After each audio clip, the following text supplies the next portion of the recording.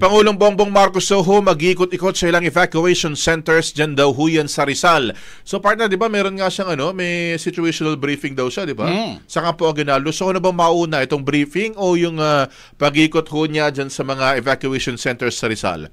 Alamin ho natin, Brigada Maricar Sargan, i-brigada mo. Brigada Live Report. Brigada Gab, Brigada Abs, dumating na si Pangulong Ferdinand Marcos Jr. sa isang evacuation center dyan sa San Mateo, Rizal para kumustahin itong mga residente na nasa evacuation center.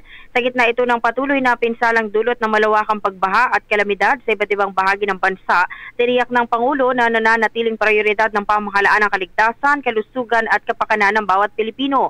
Layunin ng pagbisita ng Pangulo na personal na makita ang sitwasyon ng mga evacuees at malaman ang kanilang mga pangangailangan upang agad na matugunan ng mga kaukulang ahensya.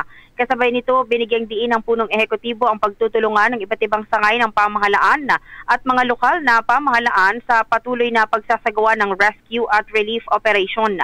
Hinikayat din ng Pangulo ang publiko na makipagtulungan sa mga otoridad, sundin ang mga babala ng panahon at agad na lumikas kung kinakailangan.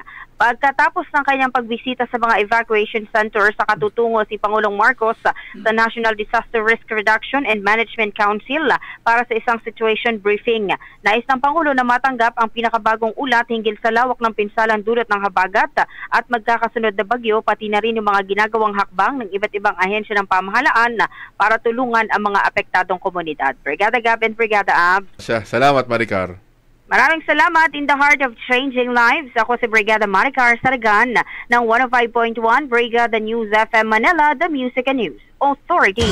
Ang bahaging ito ay hatid sa atin ng Guard C Plus with Zinc Capsule. Always protektado ang kalusugan.